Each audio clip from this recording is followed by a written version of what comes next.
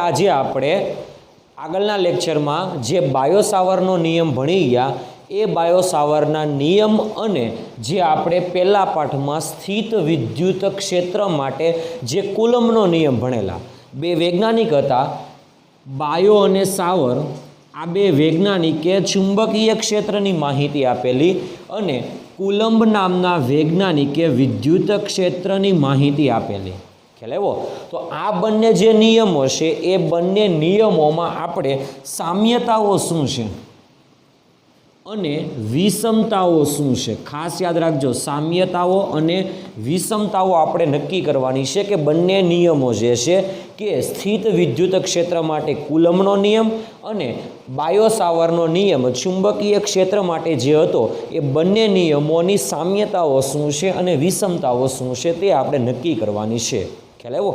સૌ પ્રથમ આપણે બંને નિયમો જે છે એટલે કુલમ્બનો નિયમ અને બાયો-સાવરનો નિયમ, એટલે કે કુલમ્બનો નિયમ વિદ્યુત ક્ષેત્ર માટે અને બાયો-સાવરનો નિયમ જે છે એ ચુંબકીય ક્ષેત્ર માટે હતો. તો એ બંનેમાં સામ્યતાઓ શું છે એ આપણે પહેલાં નક્કી કરીએ. ઓકે, તો આપણે પહેલાં સામ્યતાઓ લખવાની છે એટલે આપણે પહેલાં લખશું સામ્યતાઓ. ઓકે, ચાલો. સામ્યતાઓ લખવા માટે આપણે પહેલાં શું લખશું તો કે બાયો-સાવરના નિયમ પ્રમાણે બાયો-સાવરે એટલે બાયો અને સાવર નામના વૈજ્ઞાનિકે ચુંબકીય ક્ષેત્ર પ્રવાહખંડને લીધે કેટલું મળે છે એનું આપણે સૂત્ર પહેલાં મેળવીએ. અને એ સૂત્ર આપણી પાસે હતું ડીબી બરાબર μ0/4π IDL ક્રોસ r કેરેટ ના છેદમાં r². આપણે કાલે વાત કરેલી કે આ જે સૂત્ર છે ને આ સૂત્ર જે મેઇન સૂત્ર છે અને આના પરથી તમને NCERTમાં સૂત્ર બનાવેલું છે અને એ તમને કંઈક અલગ આપેલું છે. ઓકે, પરંતુ જે મેઇન સૂત્ર છે બાયો-સાવર નામના વૈજ્ઞાનિકે પ્રવાહખંડને લીધે જે ચુંબકીય ક્ષેત્ર આપેલું છે એ ચુંબકીય ક્ષેત્રનું સૂત્ર આ છે.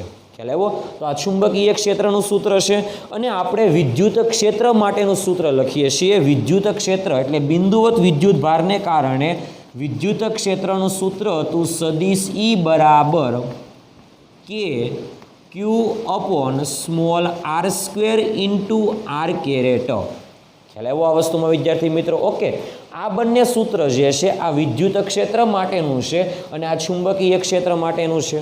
ઓકે, હવે બંને સૂત્રમાં સામ્યતાઓ શું છે? તો આપણે પહેલી સામ્યતાઓ એ નક્કી કરી શકાય કે વિદ્યુત ક્ષેત્ર પણ સદિશ રાશિ છે, ચુંબકીય ક્ષેત્ર પણ સદિશ રાશિ છે. વિદ્યુત ક્ષેત્રના સૂત્રમાં જે કે છે ધ્યાનથી જોજો. હવે હું બરાબર બધી સામ્યતાઓ તમને બંને જે વૈજ્ઞાનિકોએ નિયમ આપેલા અને એ વૈજ્ઞાનિકો કુલમ્બે વિદ્યુત ક્ષેત્ર અને બાયો-સાવરે ચુંબકીય ક્ષેત્ર માટે જે વાત કરેલી છે એ બધી વસ્તુની વાત અહીંયા કરું છું કે બંને ક્ષેત્ર છે એ બંને ક્ષેત્રના સૂત્રમાં સામ્યતા શું છે. બરાબર જોજો. વિદ્યુત ક્ષેત્રના સૂત્રમાં કે એટલે કોઈ એક અચળાંક હતો તો આ સૂત્રમાં μ0/4π એક અચળાંક છે. ઓકે, વિદ્યુત ક્ષેત્રમાં ક્યુ એ વિદ્યુત ભાર હતો તો અહીંયા આગળ ચુંબકીય ક્ષેત્રમાં આઈડીએલ જે છે એ પ્રવાહખંડ હતો. ખ્યાલ આવ્યો? અને આ r કેરેટ એ દિશા દર્શાવે છે કે વિદ્યુત પ્રવાહ ધારિત તારમાં રહેલા સૂક્ષ્મ પ્રવાહખંડને લીધે અમુક બિંદુએ ચુંબકીય ક્ષેત્ર કેટલું હોય તેના વિશેની વાત કરતા હોઈએ તો તે આપણને દિશા દર્શાવે છે. ખ્યાલ આવ્યો આ વસ્તુમાં? સેમ અહીંયા આગળ પણ r કેરેટ એ શું દર્શાવે છે તો કે બિંદુવત વિદ્યુત ભારને કારણે જે વિદ્યુત ક્ષેત્ર ઉત્પન્ન થાય છે એ વિદ્યુત ક્ષેત્રની દિશા દર્શાવે છે. અને અહીંયા આગળ છેદમાં જુઓ r² એટલે ચુંબકીય ક્ષેત્ર એ પ્રવાહખંડથી અંતરના વર્ગના વ્યસ્ત પ્રમાણમાં છે. અહીંયા પણ વિદ્યુત ક્ષેત્ર એ બિંદુવત વિદ્યુત ભાર એટલે ઉદ્ગમના વિદ્યુત ભારથી અંતરના વર્ગના વ્યસ્ત પ્રમાણમાં છે.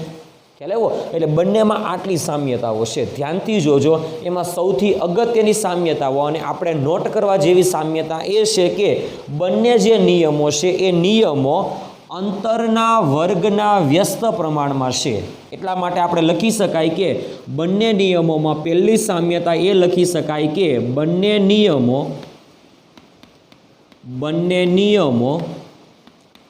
અંતરના વર્ગના વ્યસ્ત પ્રમાણમાં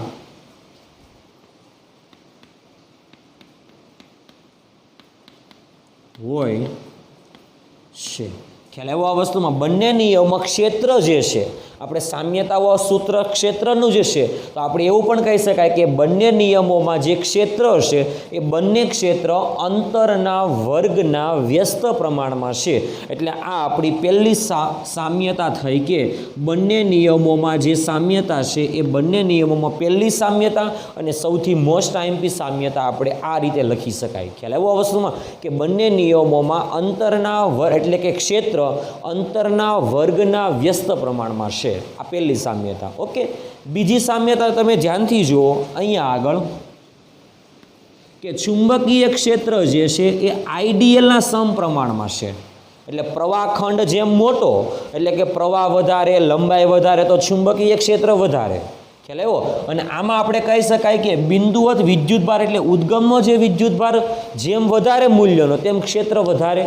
એટલા માટે કહી શકાય કે ચુંબકીય ક્ષેત્રમાં આ ચુંબકીય ક્ષેત્ર જે છે એ આઈડિયલના સમપ્રમાણમાં હોય છે, તો વિદ્યુત ક્ષેત્ર જે છે એ ઉદ્ગમના વિદ્યુતભારના સમપ્રમાણમાં હોય છે. આ પણ સામ્યતા થઈ ગઈ. ઓકે, એટલા માટે લઈ શકાય કે ડીબી એ આપણે લખી શકાય કે ડીબી એ આઈડિયલના સમપ્રમાણમાં છે. ડીબી એ આઈડિયલના સમપ્રમાણમાં છે. આઈડિયલ એટલે પ્રવાહખંડના સમપ્રમાણમાં છે. તો સાથે સાથે આપણે આવું પણ લખી શકાય કે વિદ્યુત ક્ષેત્ર એ બિંદુવત વિદ્યુતભાર કે જેને આપણે કહી શકાય કે ઉદ્ગમના વિદ્યુતભારના સમપ્રમાણમાં છે. એટલે આ પણ આપણી સામ્યતા થઈ ગઈ. સામ્યતા આ છે કે ચુંબકીય ક્ષેત્ર એ આઈડિયલના સમપ્રમાણમાં છે. તો અહીંયા આગળ આપણે આવું લખી શકાય કે વિદ્યુત ક્ષેત્ર એ બિંદુવત વિદ્યુતભારના સમપ્રમાણમાં છે. ખ્યાલ આવ્યો? એટલે આ આપણી બીજી સામ્યતા થઈ ગઈ. ખ્યાલ આવ્યો આ વસ્તુમાં? ઓકે, હવે આપણે ત્રીજી સામ્યતાઓની વાત કરવાની છે. એટલે આપણે ત્રીજી સામ્યતા લખીએ છીએ. ખાસ ધ્યાનથી અગત્યની સામ્યતા છે કે બંને નિયમો છે એ બંને નિયમો ગુરુ અંતરીય ક્ષેત્ર માટે પણ લાગુ પાડી શકાય. ગુરુ એટલે મોટા અંતરે જો આપણે ક્ષેત્ર મેળવવું હોય તો પણ આપણને આરામથી મળી શકે. એટલા માટે આપણે કહી શકાય કે આ બંને નિયમો એટલે કુલમનો નિયમ અને બાયો-સાવરના નિયમ આધારિત જે ક્ષેત્ર મળે છે એ ક્ષેત્ર ગુરુ ક્ષેત્ર હશે. એટલે આપણે કહી શકાય કે ગુરુ અંતરીય ક્ષેત્રો છે. ખ્યાલ આવ્યો આ વસ્તુમાં? આનો મતલબ શું થાય તો કે કુલમના નિયમ આધારિત જે સૂત્ર છે એ મોટા અંતર માટે પણ મેળવી શકાય છે કે મોટા અંતરે ક્ષેત્ર કેટલું છે એ પણ આપણે મેળવી શકાય છે. અને ચુંબકીય ક્ષેત્ર એટલે પ્રવાહધારિત તારને લીધે એટલે પ્રવાહ જે પસાર થાય છે એમાં સૂક્ષ્મ ખંડને લીધે મોટા અંતરે ક્ષેત્ર કેટલું છે એ પણ આપણને મળશે. એટલા માટે આ અગત્યનો મુદ્દો છે કે આ બંને ક્ષેત્ર એટલે કયા કયા ક્ષેત્ર તો કે વિદ્યુત ક્ષેત્ર અને ચુંબકીય ક્ષેત્ર. એટલે આપણે અહીંયા લખી દઈએ કે વિદ્યુત ક્ષેત્ર અને ચુંબકીય ક્ષેત્ર એ બંને ક્ષેત્ર ગુરુ અંતરીય એટલે મોટા અંતરે જો આપણે ક્ષેત્ર મેળવવું હોય તો પણ આપણે ક્ષેત્ર મેળવી શકાય છે. એટલે કે વિદ્યુત ક્ષેત્ર અને ચુંબકીય ક્ષેત્ર એ ગુરુ અંતરીય ક્ષેત્ર છે. ખ્યાલ આવ્યો આ વસ્તુમાં? એટલે આપણે અહીંયા આગળ 3 જેટલી સામ્યતાઓ લખેલી છે. એટલે 3 સામ્યતાઓ સૌથી અગત્યની સામ્યતાઓ છે. ખ્યાલ આવ્યો આ વસ્તુમાં વિદ્યાર્થી મિત્રો? ઓકે, હવે આપણે વાત કરવાની છે વિષમતાઓની. વિષમતાઓ એટલે અલગ અલગ શું છે તે, સામ્યતાઓ એટલે બંનેમાં સમાનતા શું છે તે, સરખું શું છે તે નહીં, સમાનતાઓ શું છે તે, એટલે એને આપણે કીધું સામ્યતાઓ. ઓકે, ચાલો હવે આપણે લખવાની છે વિષમતાઓ. આ વિષમતાઓમાં પણ અગત્યના મુદ્દાઓ જ આપણે લખવાના છે. વિષમતાઓ. હવે તમે ખાસ ધ્યાનથી બંને સૂત્રોને જુઓ કે ચુંબકીય ક્ષેત્ર અને વિદ્યુત ક્ષેત્ર આ બંને સૂત્રને તમે જુઓ. વિદ્યુત ક્ષેત્ર આપણે મેળવું ને તો એ અહીંયા આગળ વિદ્યુત ભારને લીધે મળે છે એનું સૂત્ર છે. તો આ જે વિદ્યુત ભાર છે એ વિદ્યુત ભાર તો અદિશ ઘટક છે. એટલા માટે કહી શકાય કે આ વિદ્યુત ક્ષેત્ર એ અદિશ ઘટક એટલે વિદ્યુત ભાર એ અદિશ રાશિ છે. તો અદિશ ઘટકને લીધે મળે છે. પરંતુ તમે અહીંયા આગળ ધ્યાનથી જુઓ કે ચુંબકીય ક્ષેત્ર છે એ ચુંબકીય ક્ષેત્ર આ આઈડિયલમાં ડીએલ જે છે એ સદિશ ઘટક છે. માટે કહી શકાય કે ચુંબકીય ક્ષેત્ર એ સદિશ ઘટકને લીધે મળે છે, પરંતુ વિદ્યુત ક્ષેત્ર એ અદિશ ઘટકને લીધે મળે છે. એટલે કે આ બંનેમાં વિષમતાઓ હશે કે બંને જે ક્ષેત્ર છે એ બંને ક્ષેત્ર સદિશ રાશિ છે અને એ સદિશ રાશિઓને આધારે મળતા બંને ક્ષેત્ર જેને લીધે મળે છે એમાં એક એક સદિશ ઘટકને લીધે મળે છે અને એક અદિશ ઘટકને લીધે મળે છે. એટલા માટે વિષમતાઓમાં પહેલી વિષમતાઓ ખાસ લખવાની છે અને એ વિષમતાઓ આવી છે કે આ બંને ક્ષેત્રમાં જે વિદ્યુત ક્ષેત્ર છે એ વિદ્યુત ક્ષેત્ર અદિશ ઘટકને લીધે મળે છે. એટલા માટે કહી શકાય કે વિદ્યુત ક્ષેત્ર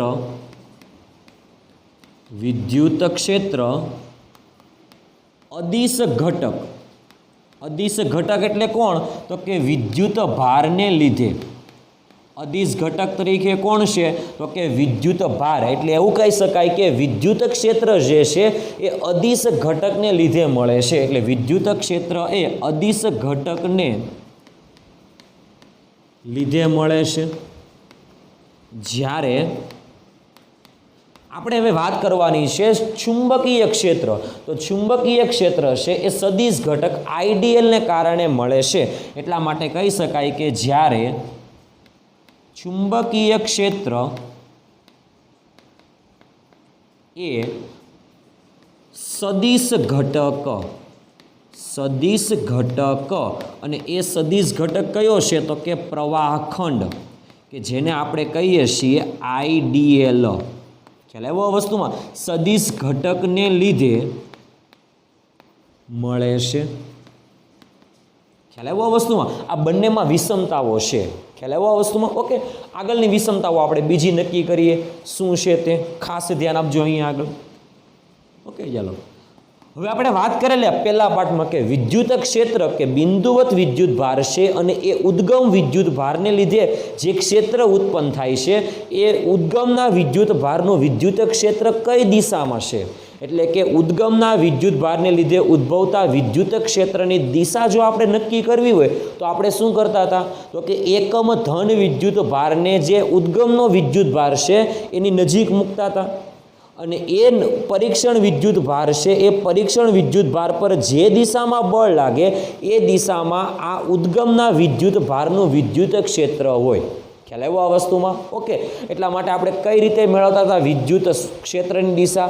તો કે ઉદ્ગમના વિદ્યુત ભારની નજીક પરીક્ષણ વિદ્યુત ભારને મૂકતા હતા અને એ પરીક્ષણ વિદ્યુત ભારને મૂકવાથી પરીક્ષણ વિદ્યુત ભાર પર કઈ દિશામાં બળ લાગે એ દિશામાં આ ઉદ્ગમના વિદ્યુત ભારનું વિદ્યુત ક્ષેત્ર હોય છે. ખ્યાલ આવ્યો આ વસ્તુમાં? પરંતુ ચુંબકીય ક્ષેત્રની દિશા આપણે નક્કી કરવી હોય તો આપણે શું કહેતા હતા? તો કે આઈડીએલ અને આરથી બનતા સમતલને લંબ રૂપે ચુંબકીય ક્ષેત્રની દિશા હોય છે. એટલે વિદ્યુત ક્ષેત્રની દિશા નક્કી કરવી તો અલગ રીતે નક્કી કરતા હતા, ચુંબકીય ક્ષેત્રની દિશા નક્કી કરવી તો આપણે અલગ રીતે નક્કી કરતા હતા. ખ્યાલ આવ્યો આ વસ્તુમાં? એટલે આ બંનેમાં વિષમતાઓ છે. એટલે વિષમતાઓ જો આપણે બીજી વિષમતાઓ છે તો એ વિષમતાઓ દિશાઓ નક્કી કરવામાં વિષમતાઓ છે. કઈ રીતે? તો કે આપણે કહી શકાય કે વિદ્યુત ક્ષેત્રની જો આપણે દિશા નક્કી કરવી હોય તો આપણે કઈ રીતે નક્કી કરતા હતા? તો કે પરીક્ષણ વિદ્યુત ભાર પર લાગતા બળની દિશામાં. એટલે પરીક્ષણ વિદ્યુત ભારના સ્થાનાંતરની દિશા એવું પણ બોલી શકાય. સ્થાનાંતરની દિશામાં વિદ્યુત ક્ષેત્ર હોય છે. ખ્યાલ આવ્યો આ વસ્તુમાં?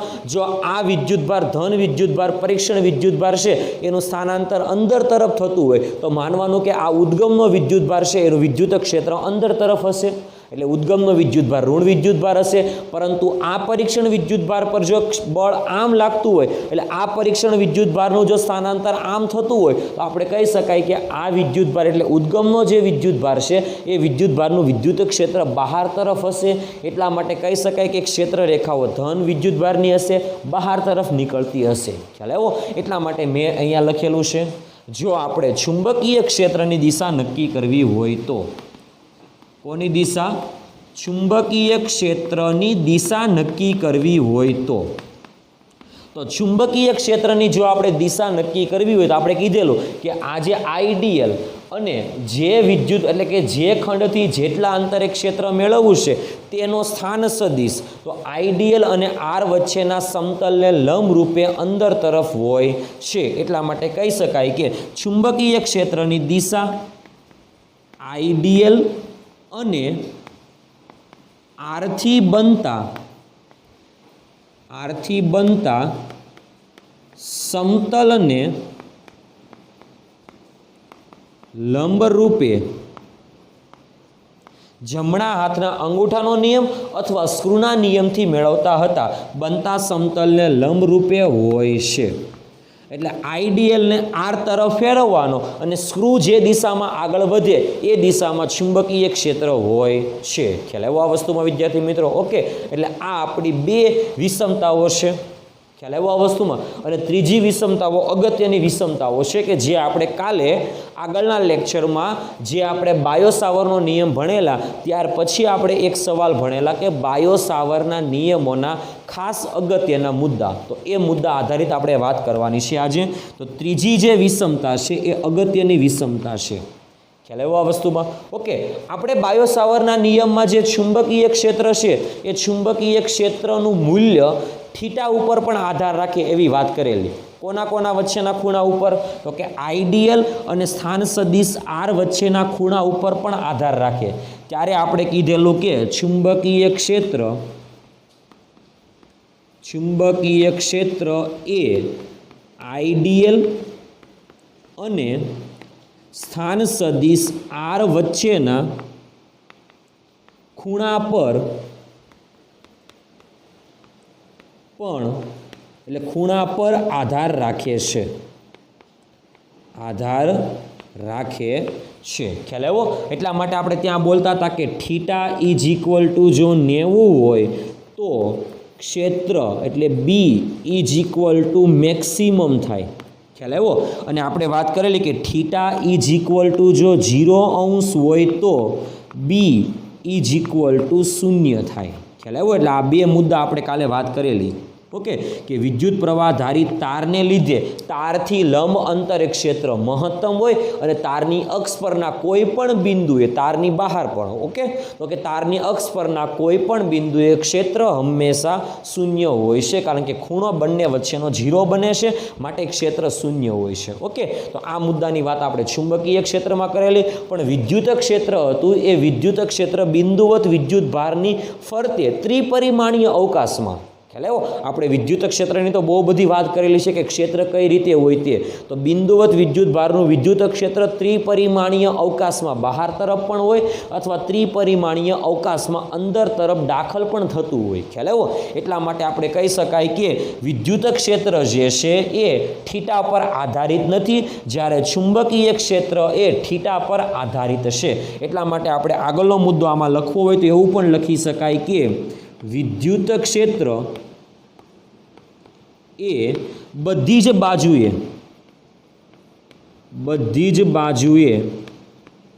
એટલે કોની બધી બાજુએ? તો વિદ્યુત ભારની ફરતે બધી જ બાજુએ હોય છે. ખ્યાલ આવ્યો? એટલે આપણે કહેતા હતા કે વિદ્યુત ક્ષેત્ર જે છે એ ત્રિપરિમાણીય અવકાશમાં હોય છે. ખ્યાલ આવ્યો આ વસ્તુમાં? પરંતુ ચુંબકીય ક્ષેત્ર છે એ પ્રવાહ જ્યારે કોઈ તારમાંથી પસાર થતો હોય તો એ તારના સમતલમાં જ હોય છે, પરંતુ એ તારને લંબ સમતલમાં હોય. આ ખાસ યાદ રાખવાનું છે કે ચુંબકીય ક્ષેત્ર જે છે એ ચુંબકીય ક્ષેત્ર કોઈ તારમાંથી પ્રવાહ પસાર થાય છે તો એ તારના લંબ સમતલમાં જ ચુંબકીય ક્ષેત્ર હોય છે. એટલે આ પણ આપણે મુદ્દો ખાસ યાદ રાખવાનો છે. ખ્યાલ આવ્યો આ વસ્તુમાં? તો 3 આપણી વિષમતાઓ હતી અને 3 આપણી સામ્યતાઓ હતી. એટલે આપણે 3 વિષમતાઓને પણ બરાબર યાદ રાખવાની છે અને 3 સામ્યતાઓને પણ બરાબર યાદ રાખવાની છે. ખ્યાલ આવ્યો આ વસ્તુમાં વિદ્યાર્થી મિત્રો? સૌથી અગત્યના મુદ્દાઓની વાત કરેલી છે અને સૌથી મોસ્ટ આઈએમપી સવાલ પણ કહી શકાય તેવો સવાલ છે. ખ્યાલ આવ્યો? તમને કલ્પના પણ નહીં હોય એવો પણ સવાલ આમાં પૂછી શકાય છે એનસીઆરટીની એક્ઝામમાં.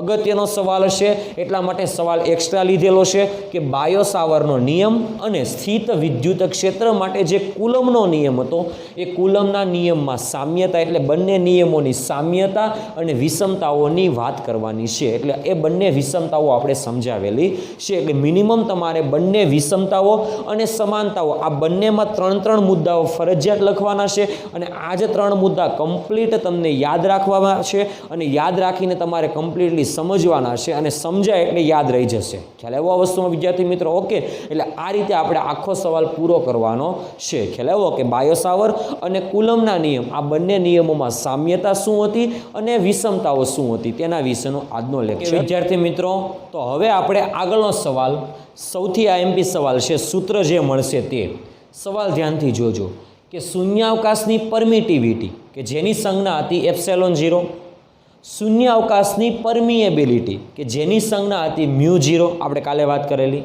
અને શૂન્યાવકાશમાં પ્રકાશનો વેગ c આ ત્રણેય વચ્ચેનો આપણે સંબંધ મેળવતું એક સમીકરણ મેળવવાનું છે. કોનો સંબંધ? શૂન્યાવકાશમાં પરમિટિવિટી ε0 અને પરમિએબિલિટી μ0 અને પ્રકાશના વેગ વચ્ચેનો આપણે સંબંધ મેળવવાનો છે. ખ્યાલ આવ્યો આ વસ્તુમાં? ઓકે, હવે આપણી પાસે પહેલા પાઠમાં શૂન્યાવકાશમાં પરમિટિવિટી આવો શબ્દ આવી ગયો. ઓકે, કે જ્યાં આપણે લખતા હતા કે એટલે કુલમ્બનો અચળાંક કે જેને આપણે કહેતા હતા 1/4πε0. આ સૂત્રમાં ε0 એટલે એને કહેતા હતા શૂન્યાવકાશની પરમિટિવિટી. ઓકે, તો આ શૂન્યાવકાશની પરમિટિવિટી ε0 અને 4πε0 પણ 1/4πε0 કેની વેલ્યુ આપણી પાસે હતી 9 ગુણ્યા 10⁹. ખ્યાલ આવ્યો આ વસ્તુમાં? અને આ કિંમતમાં ε0 ને સૂત્રનો કરતા બનાવો તો આ છેદમાં આવે અને ત્યારબાદ આપણને ε0ની વેલ્યુ મળતી હતી. યાદ કરો, 8.85 ગુણ્યા 10⁻12. ખ્યાલ આવ્યો આ વસ્તુમાં? આવી કંઈક ε0ની કિંમત મળતી હતી. પરંતુ આપણે ε0ની કિંમત નથી લખતા, આપણે 1/4πε0ની કિંમત લખીએ છીએ અત્યારે. ખ્યાલ આવ્યો? ઓકે, તો આપણે આવું કહી શકાય કે 1/4πε0 હોય ત્યાં આપણે લખી શકાય 9 ગુણ્યા 10⁹. ઓકે, આના કરતાં ઉલટું હોય એટલે કે 4πε0ના છેદમાં 1 હોય તો આપણે આવું લખી શકાય. આના કરતાં ઉલટું સ્ટેપ કરી નાખીએ, 4πε0ના છેદમાં 1 હોય તો અહીં 9 ગુણ્યા 10⁹ હતી તો અહીંયા 1/9 ગુણ્યા 10⁹ લખી શકાય છે. આ ખ્યાલ આવ્યો આ વસ્તુમાં? આ તો સામાન્ય ગાણિતીય માહિતી છે, આમાં કંઈ એટલું બધું અઘરું પણ નથી. ઓકે, પરમિએબિલિટીની વાત કરવી છે આપણે. કાલે એટલે આગળના લેક્ચરમાં જ્યારે બાયો સાવરનો નિયમ ભણેલા ત્યારે μ0/4πની વેલ્યુ આપણી પાસે હતી. μ0/4π માં μ0ની વેલ્યુ આપણી પાસે હતી. કેટલી હતી? તો કે 4π × 10⁻⁷ હતી. તો આપણે કહી શકાય કે μ0/4π માં જો આપણે લખવું હોય તો આખી કિંમત આવી લખી શકાય કે 4π ગુણ્યા 10⁻7 ના છેદમાં આ 4π. ખ્યાલ આવ્યો આ વસ્તુમાં? ઓકે, એટલે 4π કેન્સલ એટલે ખાલી આપણને μ0/4πની વેલ્યુ મળે 10⁻7.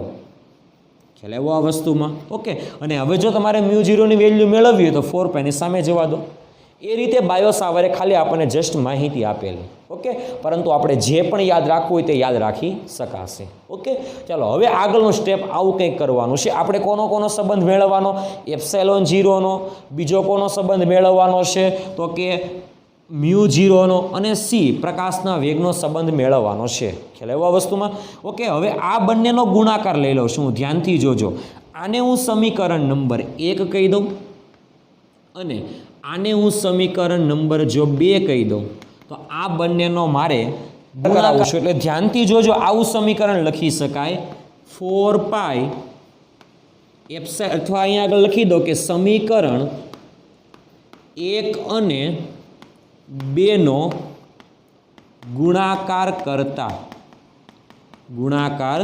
કરતા 1 અને 2નો ગુણાકાર કરો એટલે વેલ્યુ આવી મળે 4πε0/1 cross μ0 upon 4π is equal to, હવે આનો ગુણાકાર કરો તો 1/9 ગુણ્યા 10⁹ ગુણ્યા આ જે છે એ 10⁻7 થશે.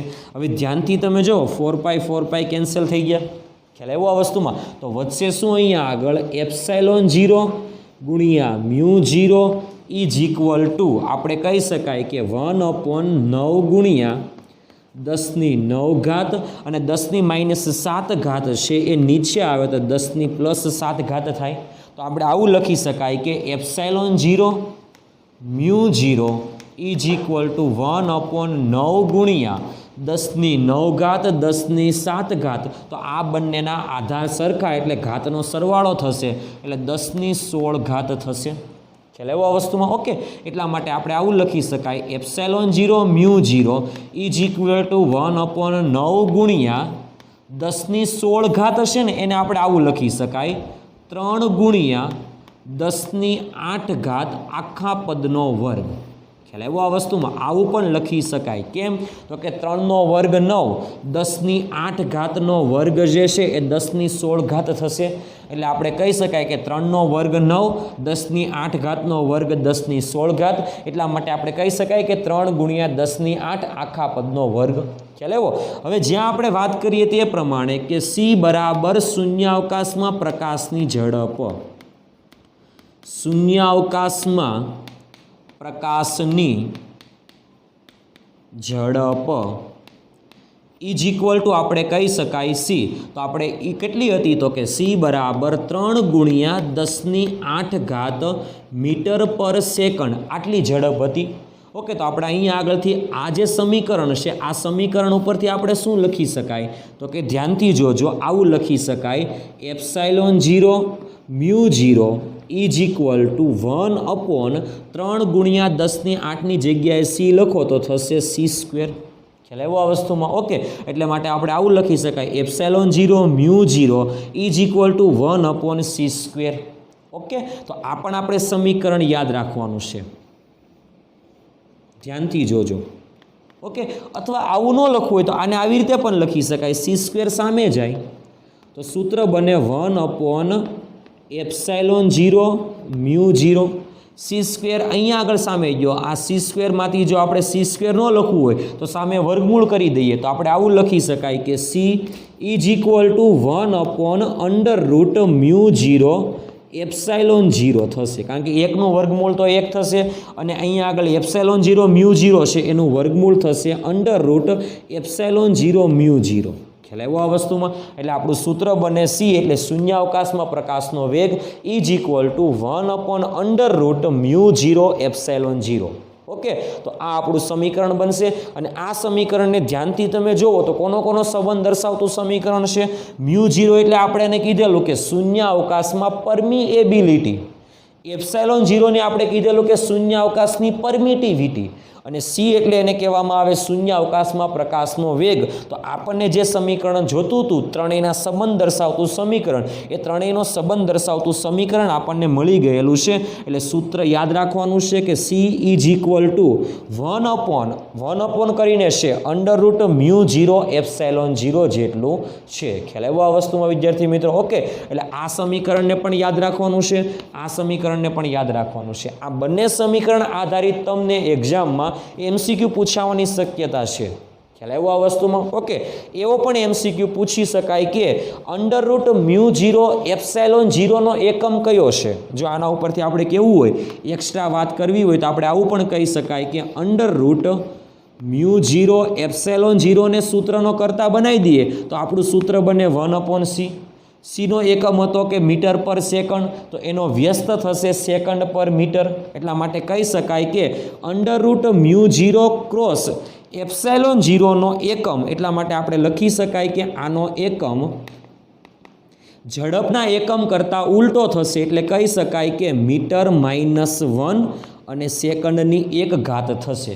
ઓકે, એટલા માટે આ જે એકમ છે √μ0 ε0 નો એકમ એ પ્રકાશના વેગના એકમના વ્યસ્ત જેટલો છે. ખ્યાલ આવ્યો? પ્રકાશના એકમનો પ્રકાશના વેગનો એકમ હતો મીટર પર સેકન્ડ, તો એનો વ્યસ્ત થશે સેકન્ડ પર મીટર. ખ્યાલ આવ્યો આ વસ્તુમાં? ઓકે, એટલે આ પણ યાદ રાખવાનું છે. પરંતુ તમને એવું પૂછે કે 1/μ0 નો એકમ કયો, તો આપણે કહી શકાય કે શૂન્યાવકાશમાં પ્રકાશના વેગનો જે એકમ છે એ જ એકમ આપણો થશે 1/√μ0 નો એકમ.